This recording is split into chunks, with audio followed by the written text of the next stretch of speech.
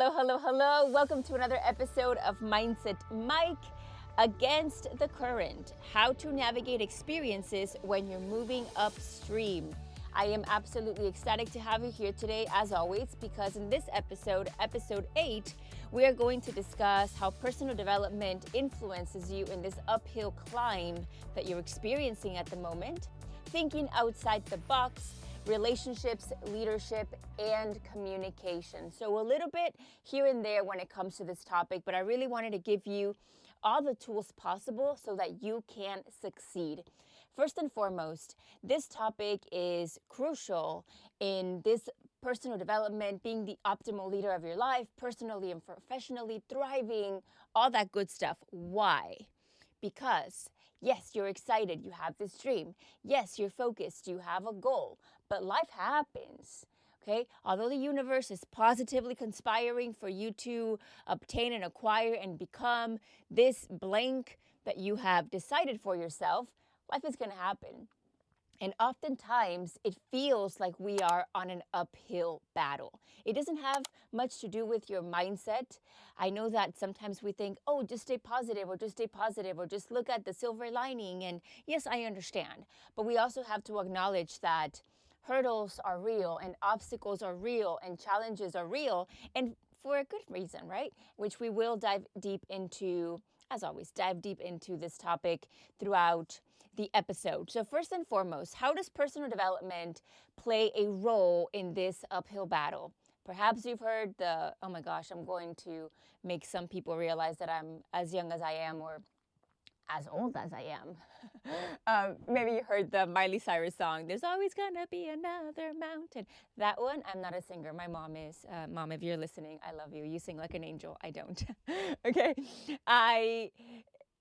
That song, life is like that. It's a climb. There's always another battle. There's always something coming up. So how do we continue staying upright and head up and moving on in this journey? So I cannot believe I just sang a little bit on the podcast. I've never even done karaoke. This is so embarrassing. And I'm not going to edit it out. So personal development. Think about resilience and adaptability. Resilience. We have to work on our mindset. We have to know that there's going to be an obstacle somewhere down the line because life isn't that quote unquote perfect. How boring would it be if we didn't have obstacles? That would mean that we would never be in a position for growth. We would never have that opportunity and that chance. So look at resilience as, how do I develop that? Think of it as, what are the possible scenarios that could happen along in the journey, whether it's people not believing, which we will talk about in the next journey, whether it's not having the right resources, being told no, or knocking and the door not opening, or trying and perhaps failing the first time, that quote unquote failing. Think about what could be the things that could go wrong. And I'm saying wrong with quotations, okay? It's not wrong. However, it's something that allows us to be resilient. If you were to break a bone or fracture a bone, it happened to me when I was young. I lived with stress fractures on my shins from overtraining. You could feel the bone now, and there's a little bump. And I believe it's calcium buildup from where the fracture happened, and now it's a little stronger. Perhaps you can relate if you've ever broken a bone or you know somebody who has done so. Why do I share this? It builds resilience. It says, this is not going to happen to me again. I know better, and I'm going to make myself stronger. Be like those bones in your body. Look at this. Your entire nature is to be strengthened. Okay, even when bones are broken, they become strengthened afterwards. Be a bone. Don't let adversity strike and knock you down. Just say, okay, fine. Ow, okay, I slipped a little. Let me get back up. Let me strengthen my mindset. Let me prepare ahead for the future and continue being resilient because I am committed. I am determined in my path. Think of it that way. Mindset. Don't, I hate this, like hope for the best, plan for the worst, and expect the, no, don't expect the worst. But don't be naive to think that hardship isn't ever going to be in your life. Adaptability is also going to be very important. They go hand in hand. I'm resilient. Life happens. Challenges are going to come, but I can adapt to them. I'm like water. I can just flow. It doesn't matter if there's a big old boulder in the middle of the road or in the middle of the river that I'm just flowing through, that beautiful universe that is abundant. Think of whenever you're looking at the beautiful, beautiful river in front of you. And the water looks calm, but then in one specific area, the water tends to rise. It lifts over a bump. And perhaps you cannot see directly under it. You can't see anything. But a little below, there's a rock or there is something that is shaped up. And because of that, the water molds up. Be like water. If you don't seal something properly, water escapes. Be like water. Just mold yourself to any situation and give yourself an opportunity to move through and past despite what is in front of you. When it comes to this, I like to think about my own patterns, and I literally am coaching you right now as to how I would coach a one-on-one client or how I would coach myself in the process. Think about, what are my normal patterns? What do I normally do in a certain scenario? I know that, for example, I know that I can start and embark on a journey. But whenever people don't believe in me, okay, this is an example, I start getting discouraged. So for me to build that resilience, I am going to what? Maybe not going to share my plans with other people. Or if other people know about my plans, I am going to be prepared with a list of affirmations or a list of reasons for why I can accomplish this that I am embarking on, instead of allowing those words to continue affecting me. I know that I am not going to have all the resources that I need at every given point in time. However, when I get there to that point, instead of feeling lost and discouraged and like I don't have what it takes, I am going to prepare my mind by giving myself a chance of a week or 2 days or what have you to start searching for those resources.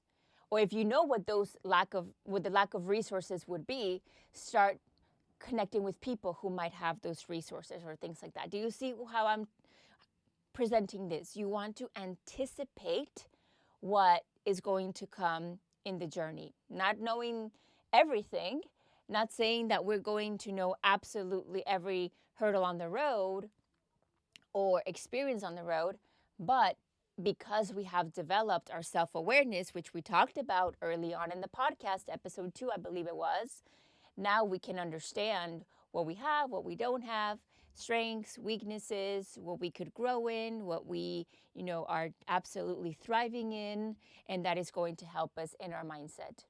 If we embark on a journey and we think it's going to be sunshine and rainbows, it's all going to be wonderful, that we are in for a rude awakening, and it could be disappointing in the process. So for resilience, prepare the land. What needs to be taken care of, anticipate, and whenever you get there, adapt. Be like water, and know that at the end of the day, you're going to be like a bone, strengthened, you're going to be stronger, you're going to be more resilient, and you're going to continue whenever it feels like you're flowing upstream or up a hill. The second point would be to be innovative in your thinking. Think outside the box. Yes, challenges occur.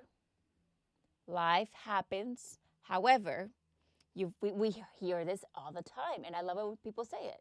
Life doesn't happen to you, it happens for you. Okay. I like to approach life this way. I cannot be this egocentric or so self-centered or so egotistic to believe that I know best at all times. I like to be challenged. And frankly, I like to be proved wrong. I like to be proved wrong in a sense of, I thought this was the limit right here, shoulder or like eye level. But in reality, God and his abundant universe have something way above your head. I like to be proven wrong. However, I also like the spiciness and the juiciness of the journey. The fact that, hey, I understand that the path isn't going to be flat as a pancake. There are going to be some bumps on the road. Yes, there are going to be some uphill battles. However, I choose to believe that it's all part of a puzzle. Every experience you have, as pleasant or as goodness gracious, I wish it hadn't happened, is part of a puzzle. And that puzzle, if you take a step back, it could be your whole life in a beautiful picture. But let's face it, if you were living a simple life, if you had simple goals or things that you can already accomplish, they're not even challenging you, they're not even making you better, they're not even making you grow intellectually, spiritually, physically, socially, all of that, that would be a 4-piece puzzle. But you're not a toddler. You are a thriving adult. You are visionary. You are capable. You are equipped. You can be challenged, and you will overcome and succeed and grow in the process. So you don't need a simple little puzzle without many challenges that you can figure out right away. What you need, what your life is ready to give you is that 1,000, 2,000, 5,000 piece puzzle. But that doesn't mean that it's going to be so easy to put together. It's going to take time. And then for a while, perhaps you're going to believe that a piece goes with that one piece. And then you're going to realize after a while that it just doesn't connect. And you're going to reconfigure the whole thing. That's life. So think of every uphill battle or every climb or every time when you're thinking, goodness gracious, can I catch a break? Just think, it's part of the process. Let me step back. How does this specific experience help me? And this isn't toxic positivity. Like I've told you before, I am not about it. But I like to see the potential in every experience. Hey, the person told me no. They are not going to be able to help me. Or I'm not qualified for that role. They don't want to do business with me. Okay, what's happening? Why is this there? Perhaps I am being protected for something that was not even meant to be with me or for me to begin with. Life is saying, not right now, don't you get it? We either have to keep growing or we have to go in a different path because that one wasn't for us. So look at every experience like that, even the positive ones. Don't just say, woohoo, we got a W, we got a win. No, think about, all right, how was this helpful? Not only now in the fact that it makes me feel so good and so great and I feel accomplished, but in the sense of, okay, what am I learning? How is it serving a purpose? So on and so forth. People think you're so analytical, you think about things too much. And it's not that I think about things too much, it's that I genuinely feel gratitude for the good, the bad, and the ugly. It's important that you dissect what is going on because it can give us, once again, a deeper sense of awareness. It can help us understand our own patterns, behavior. Oh, normally whenever I go from here, I tend to follow this path. And then I kind of give up here or I, end up, something happens 2 steps down the road or 3 or 5 or 7. And I understand that I'm kind of on the same path or, hey, I did things differently this time. So think differently, think outside the box, be innovative and flexible, once again, with the adaptability that we talked about in point 1. Lastly, your relationships, your leadership, your communication all go hand in hand. When we are looking at the top of the mountain, we're looking up, and we're at the very bottom, and we feel challenged, it's important that you have support. I am the first person, and I will raise my hand, and I will tell you I am as guilty can be. I can tell you that whenever you're looking up, it's so easy to say, oh, I'm in this on my own because I don't know anybody who's also embarking on this, or I did this to myself, or, there's a million reasons for why we would want to embark on something alone. But here's the thing.